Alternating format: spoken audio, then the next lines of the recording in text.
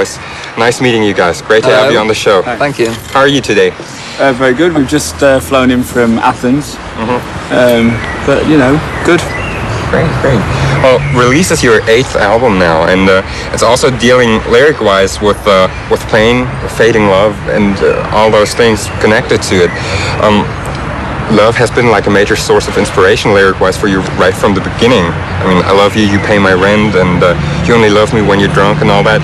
How do you manage to keep up inspiration like that and to keep up those lyrics coming from the heart without growing bitter of all those years? Well, sometimes they come from the lyrics, because I write the lyrics, they come from my personal life, and sometimes they're things you imagine. Like I Love You, Pay My Rent was sort of, I always imagined it was a woman singing it, a story about a woman. Yeah. Who's like a kept woman, she's got this rich man that looks after her. And looking at the relationship, it's a bit like writing a play or something in a way, or a short story. Where you take up other roles and everything. Yeah. Okay. And what we've always tried to do in the Pet Shop Boys is put real life against music, with music, rather than have all the sort of fake cliches of a lot of pop songs. Yeah. We try to take real life and put it in a pop song, so it has the beauty and the excitement of the pop song, but also it is kind of rooted in real life. So it's no problem of sticking to that. It doesn't drain you mentally or anything. No, I think it's really one of the reasons this album is called Release. It's almost like an emotional release, because you can put things in a song that you feel, and then I don't know, it sort of establishes it there, and you can walk away from it. Yeah, in many ways, listening to the album, you kind of have the connotation of things being pretty serious. Is this today pretty serious times? No more times for wearing funny hats and making funny jokes? Well, not today, because England have just been knocked out of the World Cup. Yeah, and Germany. Well, Germany just won. So for us, it's really not a time for fun. Yeah. And celebration. And we knew that when making the album. It's a time for misery. Well, actually, I thought England would maybe win the World Cup. I really thought. Well, they could have done if they put their mind to it. Yeah. They didn't try. Anyway. So viel erstmal zu Fußball und zum ersten Take unseres Pet Shop Boys Interviews. Wir sehen uns gleich wieder, dranbleiben. Das hier wird noch richtig spannend. Bis gleich. Do you guys even wave into the camera, or you never do that? I do. Bis gleich.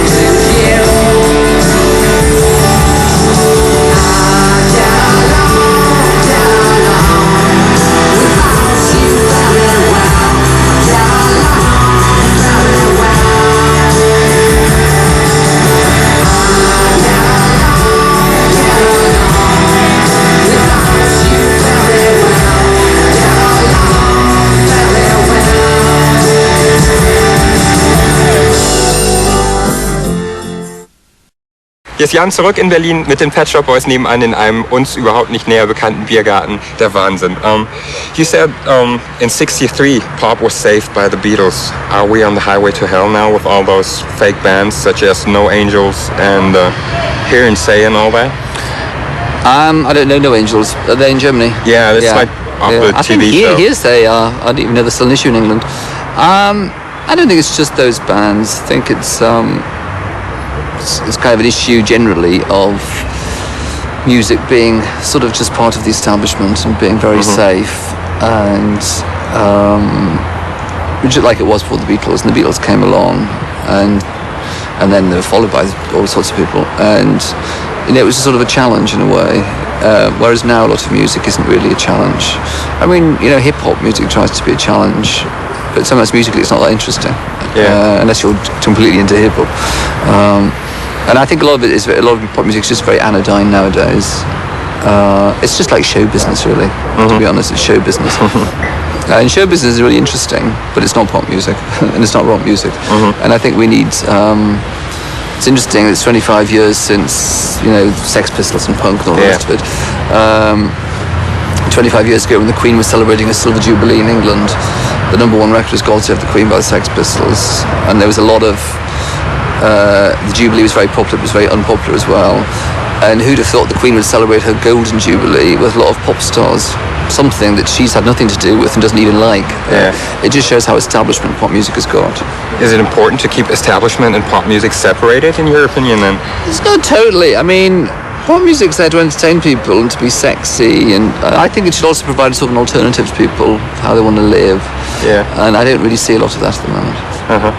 Well, it must be pretty subversive to see people singing along to your lyrics, which are not always, supporting establishment and everything. How does that feel to you, to see young people sing along? Well, I like when people sing along with kind of, weird lyrics. But again, it's just, it's about we put reality in our songs. And that's, and yet they still have, I hope, have good melodies and stuff like that. And that's something else you don't really see, people writing songs with a very strong viewpoint. And that's a really important thing in songwriting. And, throughout, pop music history, people, people with amazingly strong points of view, like, I don't know, Bob Dylan. Who has been like an inspiration for release as well, hasn't he? Well, I like his music. I don't know if it's really been inspiration, but just that, there's a way of writing, which is, actually, I'm not really I don't really, I couldn't honestly say I was inspired by Bob Dylan personally, but I really like his records. I just think it's really good to have a point of view and a way of expressing yourself that is totally individual, and Bob Dylan has that. And you get other singer-songwriters come on nowadays, and really they're just writing formulaic stuff that's been said before.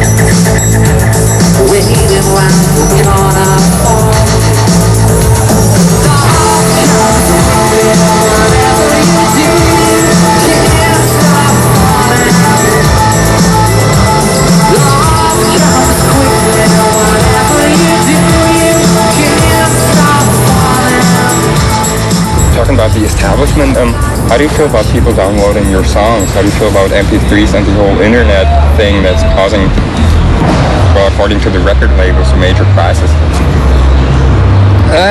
I think the record labels haven't really got their act together on this, to be honest. Everyone gets this nowadays. I mean, Eminem was really mad about the number of downloads he had. I think it's changed people's morality in a way, because part of me thinks it's just theft, really. People think it's okay. It's the only medium it happens in. If someone was to write a book and then it was to be given away on the streets because someone had photostat it and decided to give it away, then authors would be really annoyed. People would think that was wrong. But because it's pop music and people just think, it's all to do with money. Eminem is an artist with a really strong point of view and a really individual way of doing things. And I think he has the right to make his album, decide when it's going to be released. I think we have the same right, but a lot of people don't think you have that right. They think you can just steal it and put it out. There are other ways, which the internet is a very good resource, and lots of good things about it.